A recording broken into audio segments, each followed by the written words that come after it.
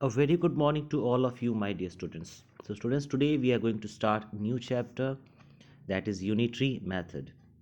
So, students, unitary method में क्या होता है?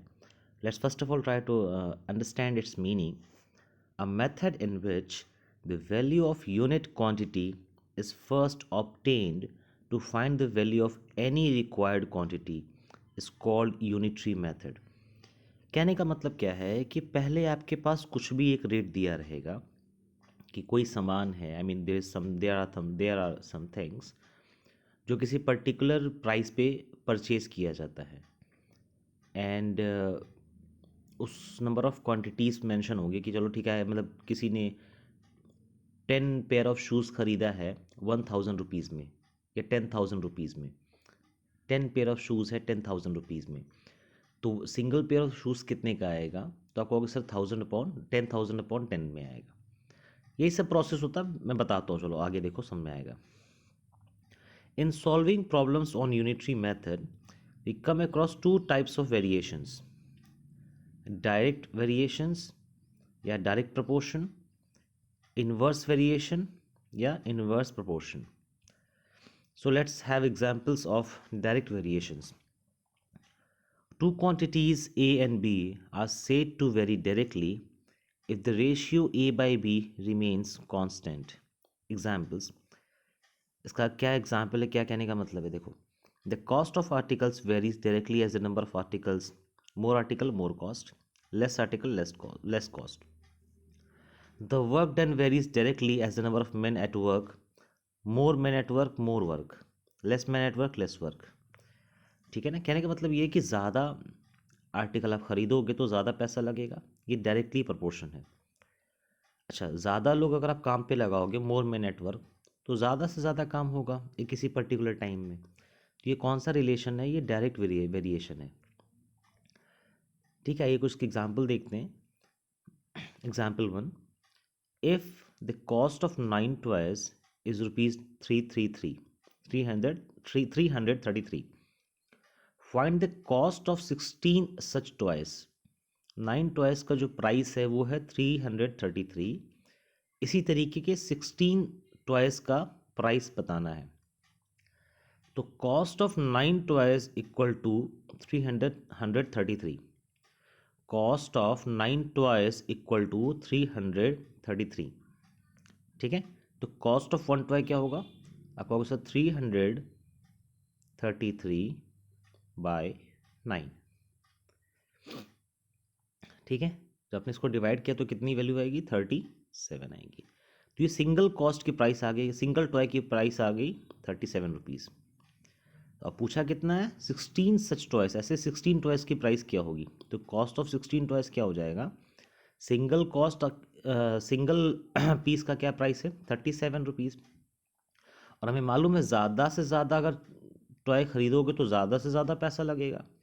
ऐसा तो है नहीं कि किसी आप शॉप पे जाओ और आपसे कहो कि भैया मुझे बहुत सारा टॉयस खरीदना है, और आपकी टॉयस की क्वांटिटी जितनी ज़्यादा बढ़ेगी आपकी कॉस्ट उतनी ज़्यादा कम होगी. ऐसा तो नहीं होता ना. मोर toys more cost.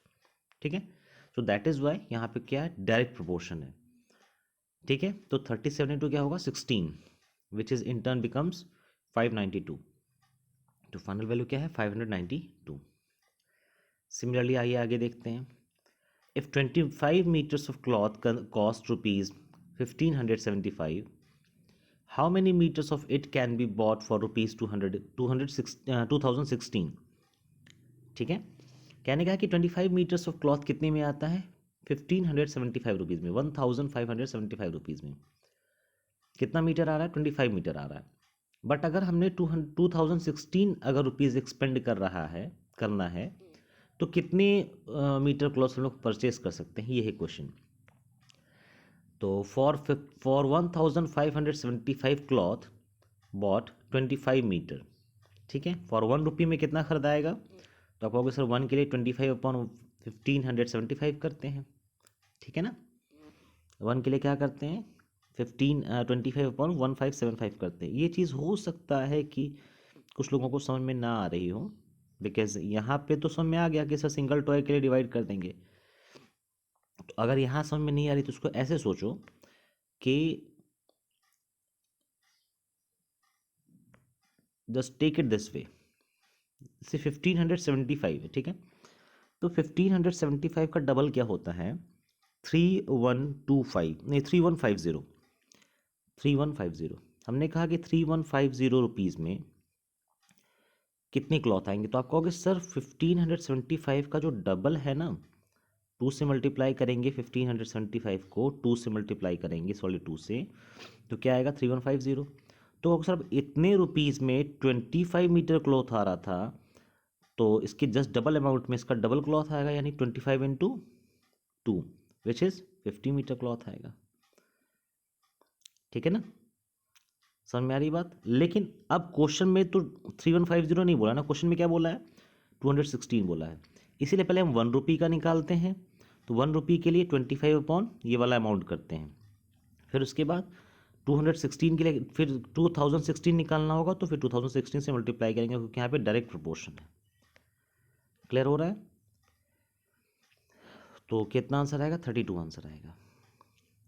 If 13 meter of a uniform rod weighs 23.4 kg, then what will be the weight of 6 meter of the same rod?